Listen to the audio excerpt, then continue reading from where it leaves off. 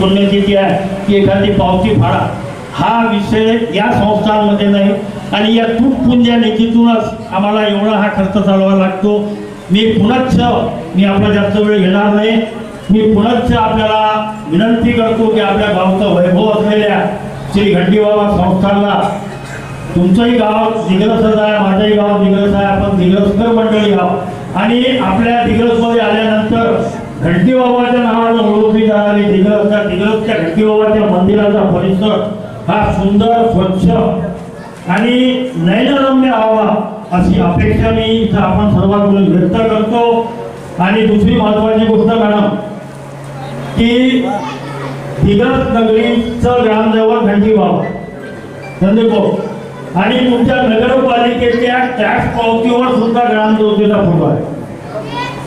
तर आजच्या या मंगलमय प्रसंगी एक माझी अशी एक छोटीशी मागणी आहे तुमच्याकडे की आपल्या नगरपालिकेचं जे सभेचं सभागृह आहे, हॉल, त्या मी सेगावला पाहिलं, सिंधीला पाहिलं, पैठणला पाहिलं, ज्या गावची जी ग्रामदैवत असते त्या ग्रामदैवतेचा फोटो त्या सभागृहात असतो। तर मी आपल्याला एकच सांगू, माझ्याकडे फोटो सुद्धा तयार आहे। येता जेव्हा प्रसंगी 8 दिवसाला 10 दिवसाला तर घंटीबाबाचा फोटो आपल्या नगरपालिकेच्या सभागृहात लागावा अशी मी आपल्याला विनंती करतो। म्हणजे आपल्याला एक स्मरण नाही, जेव्हा आपण त्या सभागृहात जाऊ की आपण दिग्रसचे नागरिक हे आपले ग्रामदैवत आहे आणि आपल्याला आपल्या गावाच्या हिताचा निर्णय द्यायचा आहे की पुनश्च आपल्याला आपला 100% विश्वास आहे की येणाऱ्या 5 वर्षात एक सुंदर, आकर्षक आणि सर्वांग सुंदर असं दिग्रस शहर बनेल अशी मी अपेक्षा व्यक्त करतो। आणि अकराबाईसाठी 2 शब्द सांगू इच्छितो की थके ना यूं बैठो, बाबा बोबड़े, थके ना यूं बैठो उड़ान अभी बाकी है। थके ना यूं बैठो, थके मी प्रचारात केले, थकले आमच्या लई थकल्या, खूप प्रचार केला आणि काही लोकांची अपेक्षा असतात की तुम्हाला अजून नगरसेवक, सभापती, नगराध्यक्ष होऊन 1 महिनाही नाही झाला।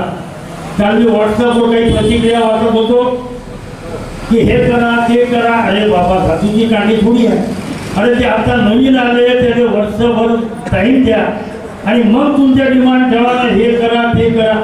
कोणतीही गोष्ट ही धातूची कांडी फोडल्यासारखी होत नाही। सगळे 3-4 जणांचा जर अपवाद सोडला तर आज आपल्या नगर परिषदमध्ये सगळी यंग आणि चांगली कर्तबगार अशी टीम आहे। बाळू जाधव, रवी भाऊ, अकरमभाई, त्याच्यानंतर आपला असे 4-5 जणांचा अपवाद जर सोडला तर सर्व नवीनच टीम आहे आणि ही नवीन टीम पूर्ण उत्साहानं आपल्या गावाचा, आपल्या शहराचा विकास करेल अशी मी अशी अभिलाषा व्यक्त करतो।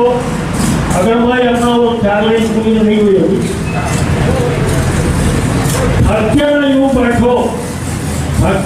बैठो उड़ान अभी बाकी है।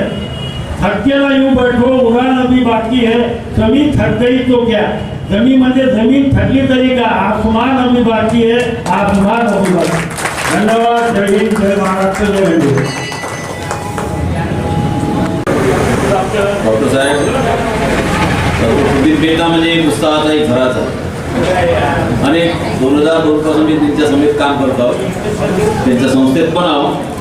पण ती जेव्हा पत्रकार होते तेव्हापासून आणि आत्तापर्यंत आम्ही अनेकदा बरेच कार्यामध्ये सोबत असतो। तर त्यांच्यासाठी काही ओळी आहेत। तुमचे कार्यच असे, तुमच्या भविष्याचा आरसा रक्तातच आहे, तुमच्या जनसेवेचा वारसा। अनेक त्यांनी आंदोलन केले जनसेवेसाठी, ते सुद्धा इतिहासामध्ये आहेत। असो, यानंतर आजच्या या सत्कार सोहळ्याच्या कार्यक्रमासंबंधी सय्यद अकरम, स्थायी समिती सदस्य यांना मी अशी विनंती करतो की त्यांनी आपले मनोगत व्यक्त करावे। सय्यद अकरम।